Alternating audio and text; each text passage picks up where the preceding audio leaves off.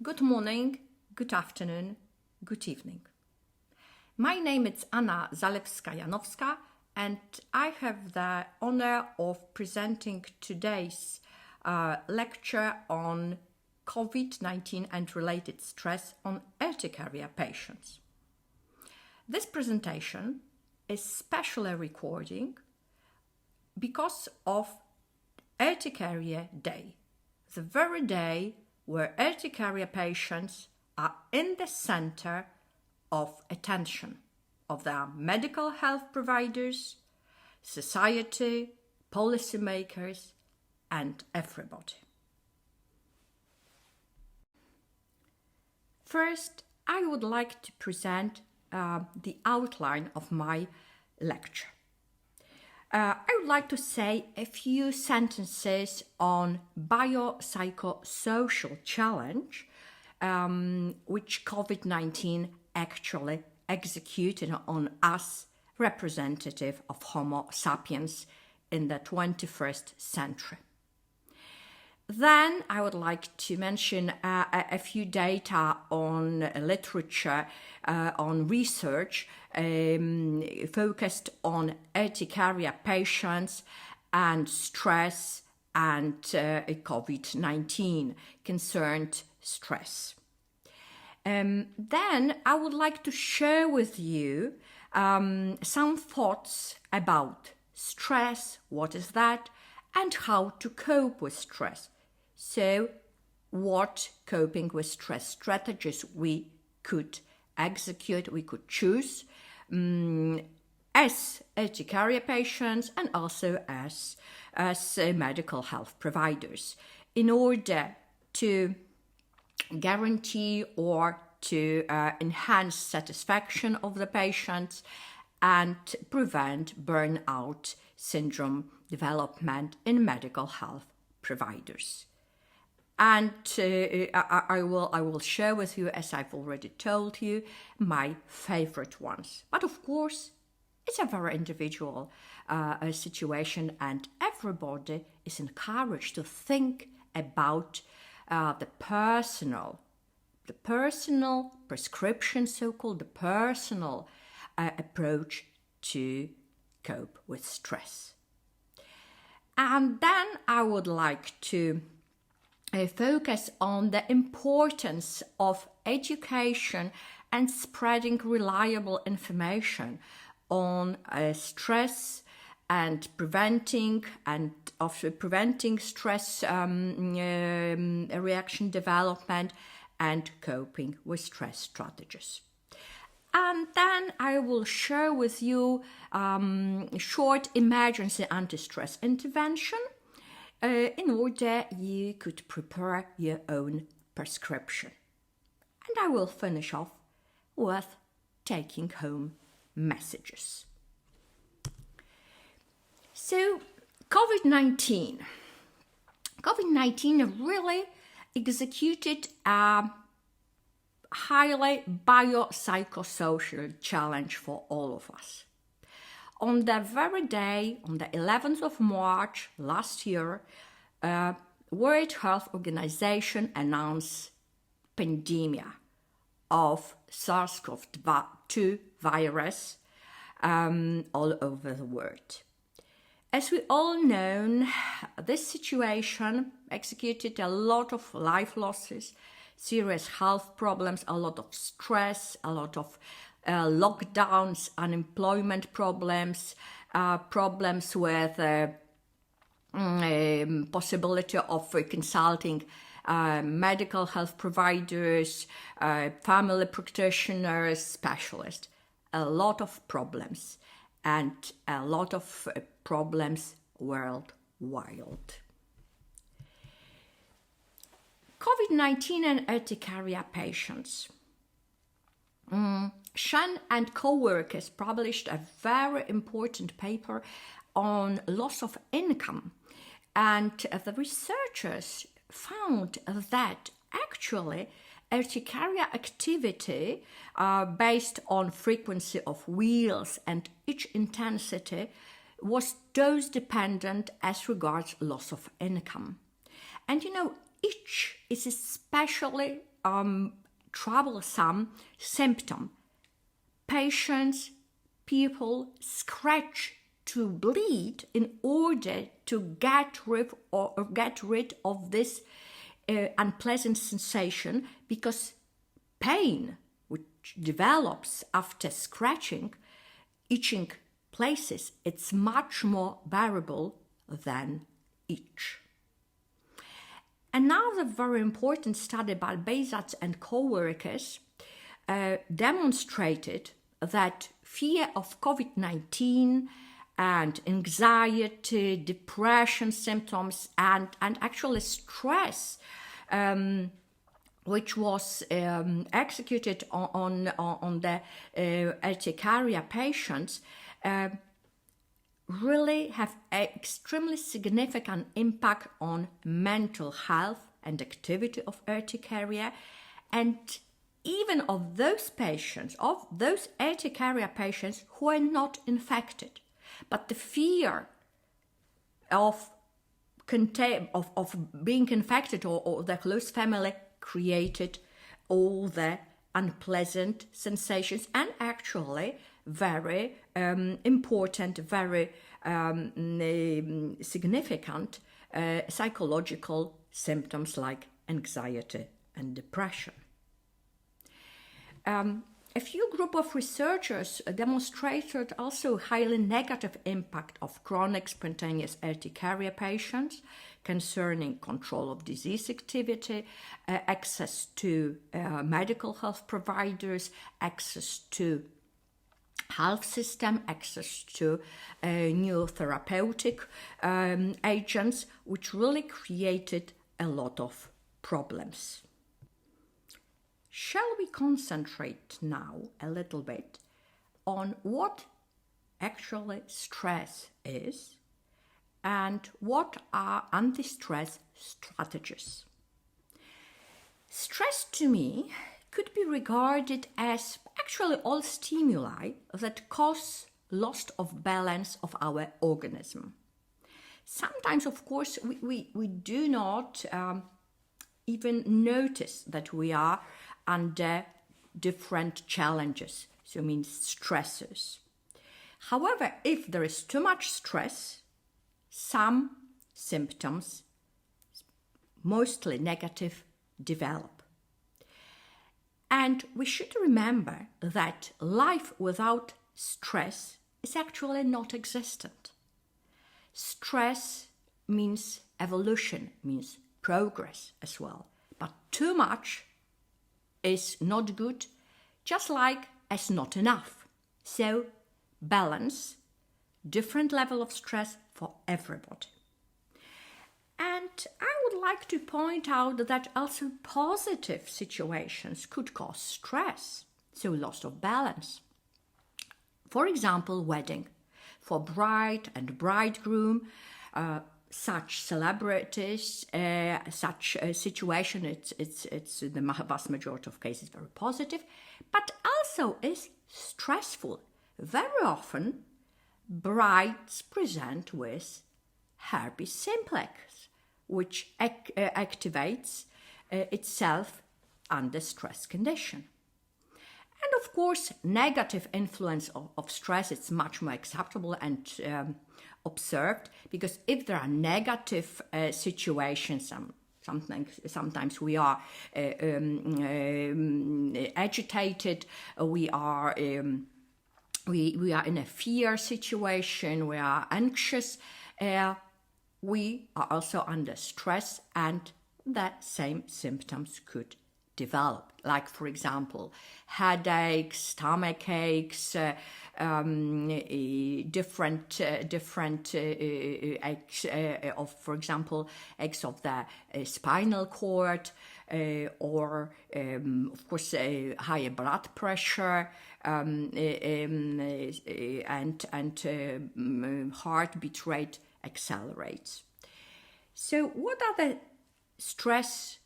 anti-stress strategies?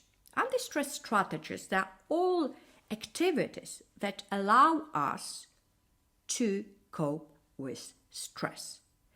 And later in this presentation, I will focus on a few strategies who are very adaptive. We also have to mention at this stage that stress management techniques of all kinds reduce inflammation, which is very important, especially in chronic diseases patients and chronic urticaria patients. So this is extremely important. And stress management techniques reduce neurogenic inflammation. Shall we now concentrate on the connection between skin and nervous system, so the brain? Skin and brain are actually from the same part of the embryo by origin, and they are very, very similar in reaction.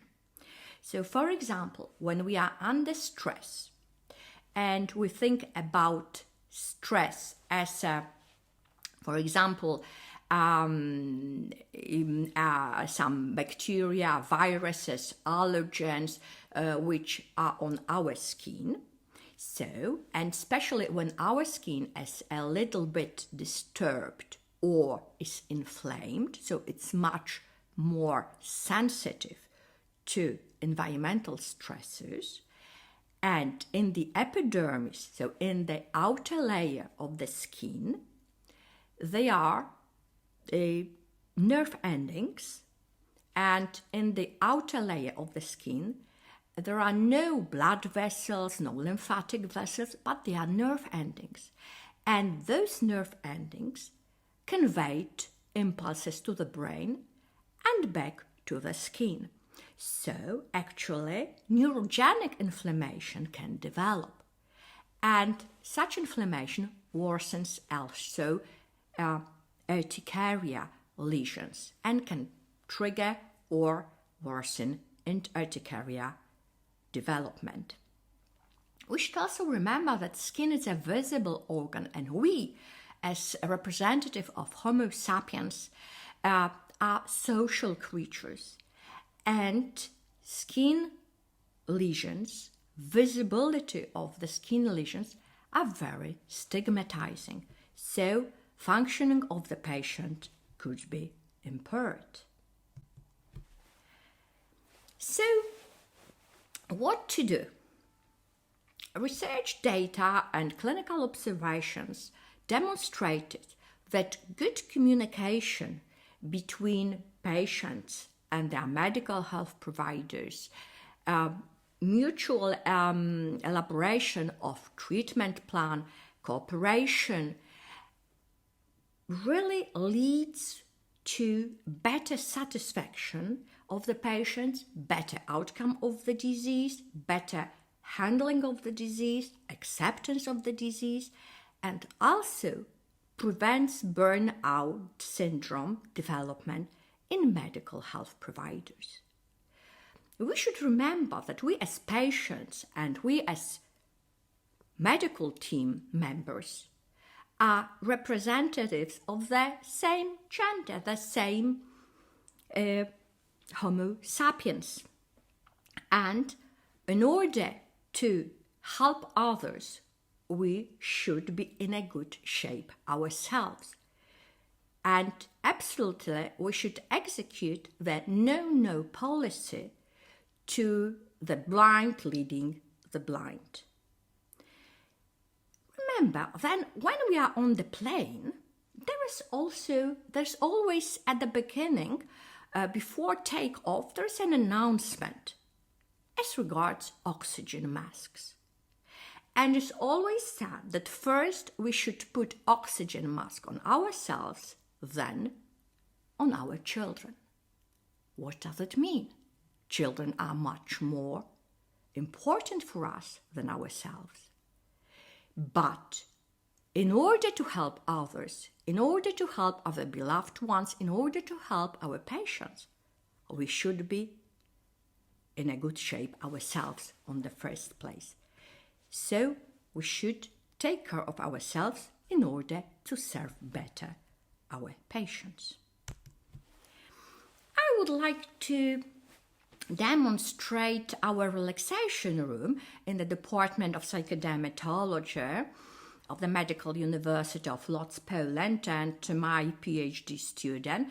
You have in the background a nice view of the forest, so it's nature, and then armature, which nicely massages different muscles, and there is a hanging, swinging chair. And another part of the room, there is a nice fireplace, and there is a fountain. Then actually the person who is tired and would like to relax can use on an everyday basis. Then shall we switch to actually my favorite coping with stress strategies, which are quite, shall I say, ubiquitous to the Homo sapiens, but of course different things can serve different people. See, first, positive reinterpretation. When something, what does that mean? When something negative happens to me, I am always trying to look at it as a glass half full. So what does it mean? That actually, all the negative things could be transformed as a challenge, not a crisis stuff. And actually, until it is something which is actually not reversible, so eternal stuff, cannot be discussed. But all the other things could be and should be treated as a positive stuff. So even in a negative situation, I'm trying always to find something positive that really is an added value. Of course, it takes time. And I do not advise to execute the strategy and practices at the very beginning when we are in a really very, very difficult situation, a very challenging one.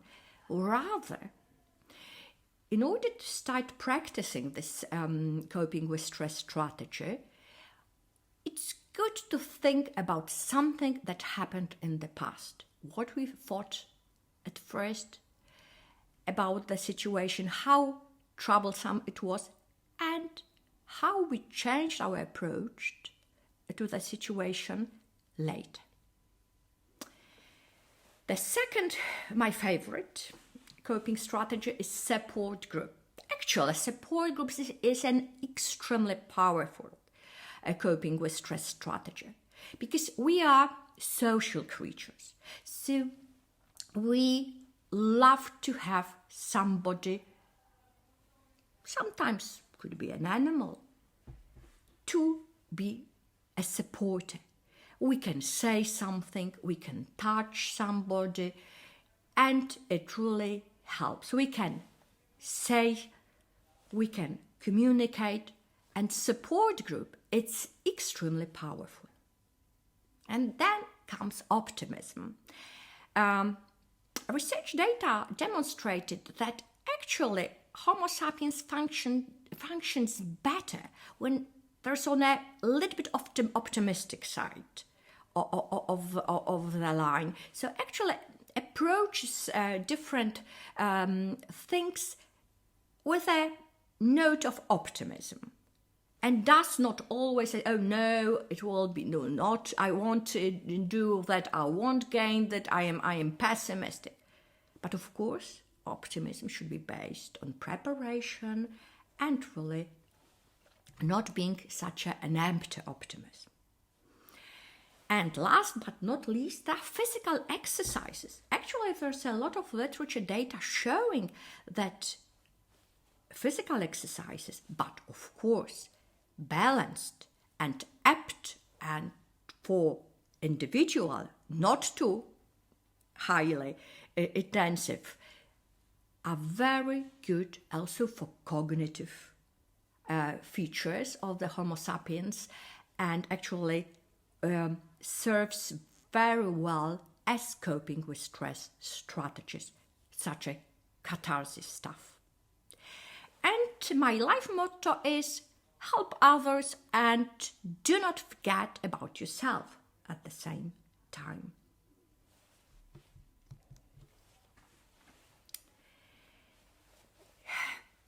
What we can say about education? As we already seen during the pandemic, and that information, reliable information, education plays enormous role in being balanced.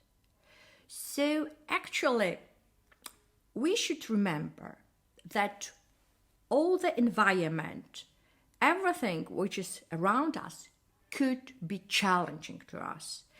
And especially, we should remember about so-called environmental stresses. Changes in temperature, humidity, pollution, allergies, bacteria, and so on and so on. Of course, psychological stress as well. That everybody has an individual threshold of being put out of the balance. But remember that when we take care of ourselves and our close relatives, we support each other, we have good sleep, we take care of ourselves, our threshold of stress could be higher. And there's nothing innovative to say that we as human beings and representative of Homo sapiens, we are one entity, soma and psyche together. As already father of medicine Hippocrates was announcing. Nothing changed till today. And then I would like to share with you a few photographs of myself and actually lots newspaper. And here you've got me boxing a little bit. And this in Polish, but still coping with stress strategies. It means, physical exercises, a little bit of boxing.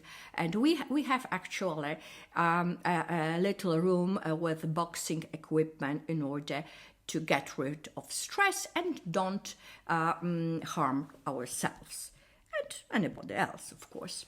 And in here, in Polish, you have a sentence which I really love, that only peace can save us. I repeat to myself sometimes this phrase, and quite often my brain takes it for granted, and actually stress hormones and heart rate and blood pressure goes down slowly, so I feel better. And another close-up. So, shall we go to forget-me-not issues? I would like to share with you my emergency kit, anti-stress ABC.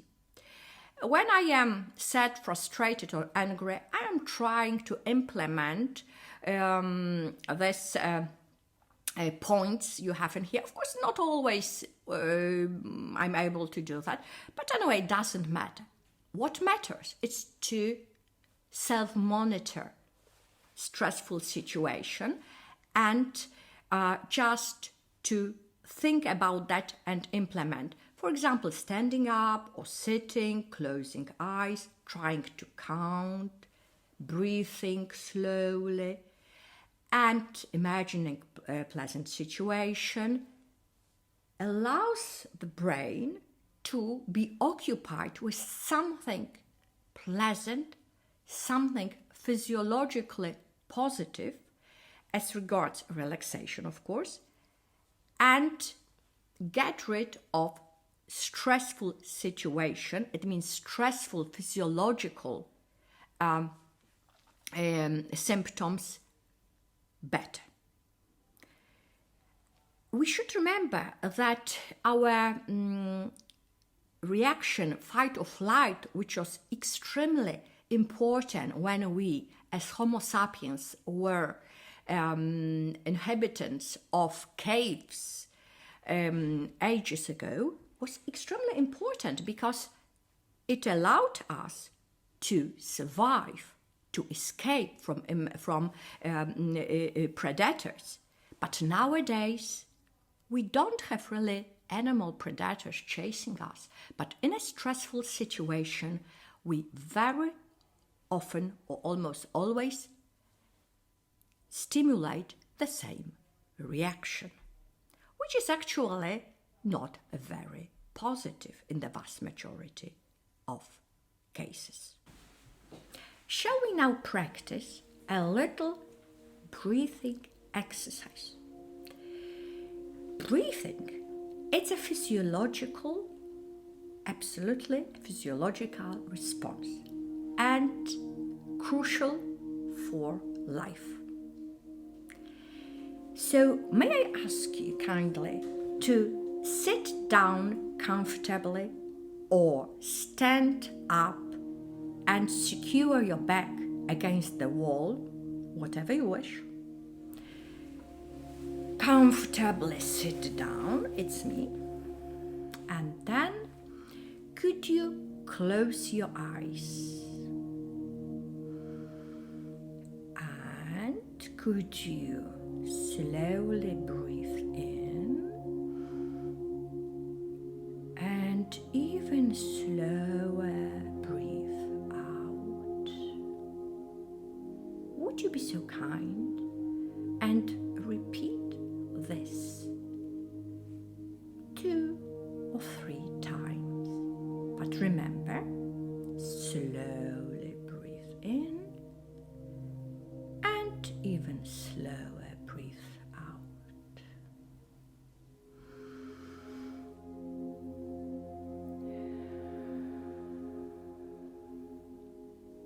You can breathe out through your mouth, but definitely breathing in should be done through the nose.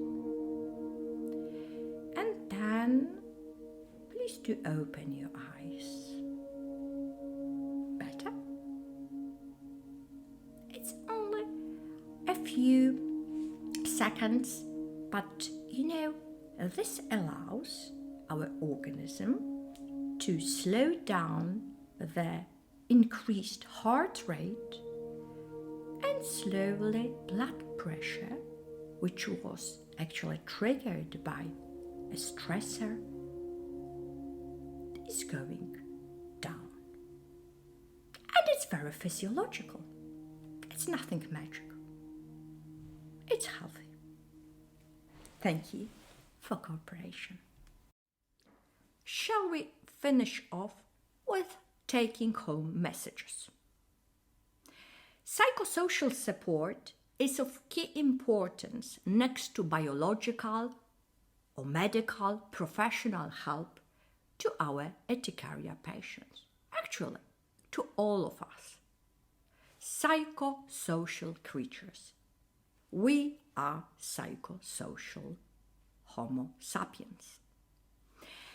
And satisfaction in patients and medical team is only possible when all the parties take a proper care of themselves. So from the biological, medical point of view, and also psychosocial one.